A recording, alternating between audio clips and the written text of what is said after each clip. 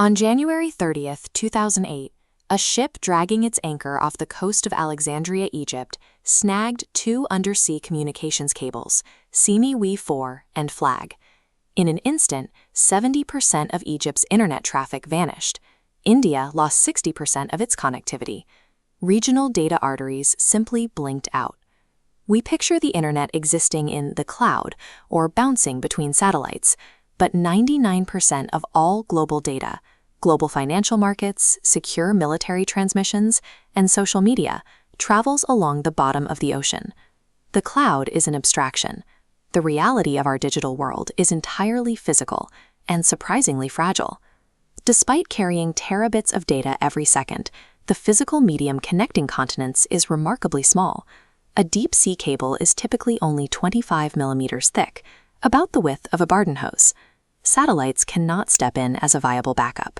They handle less than 1% of global traffic because their bandwidth is severely limited compared to a physical fiber optic connection.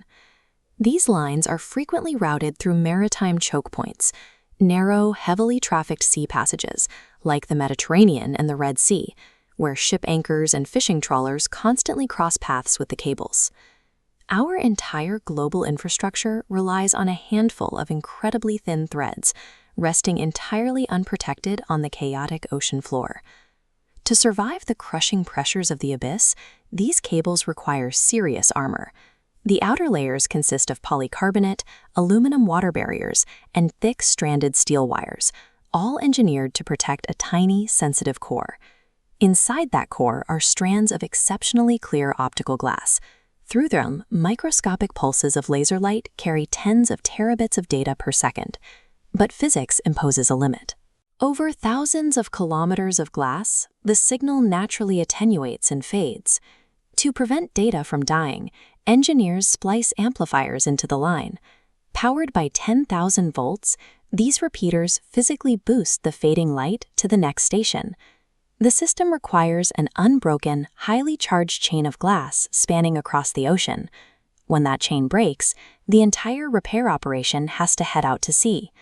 When a blackout hits, operators face an immediate logistical hurdle, locating a microscopic fracture along a line that can stretch for 6,000 kilometers.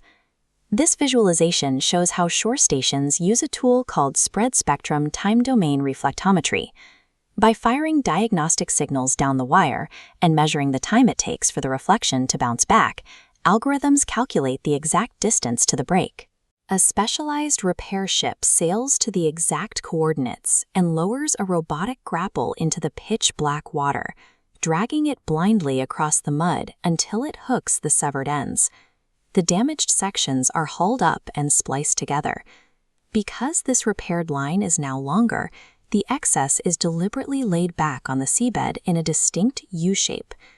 Even with our most advanced global communications, maintaining the network ultimately relies on dragging metal hooks across the ocean floor. Accidental strikes from anchors and fishing gear account for most cable faults. However, the most severe vulnerability is intentional targeting by intelligence agencies. Control of this infrastructure has always meant control of information.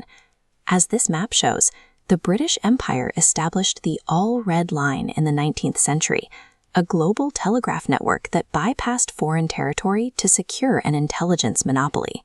At the onset of World War I, Britain's first act was to cut Germany's submarine cables. This forced their adversaries onto wireless radio channels, where their messages could be easily intercepted. Today, the espionage strategy has evolved into harvest now, decrypt later. Intelligence agencies tap directly into these deep-sea lines, quietly recording massive amounts of encrypted data to store away until computing power catches up and cracks it. The deep ocean functions as an active, unpoliced battle space, where the physical security of the wire is as vital as the security of the data it carries. Recently, authorities have tracked a shadow fleet of vessels. Ships, often flagged as Russian fishing trawlers, have been caught loitering repeatedly over damaged cables, blending perfectly into normal maritime traffic to avoid suspicion. This surface activity is paired with the deployment of unmanned underwater vehicles. These drones allow nations to covertly tap or sever lines far beyond the reach of normal surface surveillance.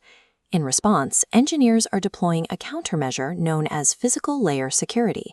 Instead of just encrypting the payload, they bury the data signals inside optical noise, making it impossible for wiretappers to capture a valid waveform. Meanwhile, melting ice from climate change is opening brand new installation routes. The Arctic is becoming the next frontier for cable expansion, a region completely lacking central oversight and vulnerable to these modern tactics.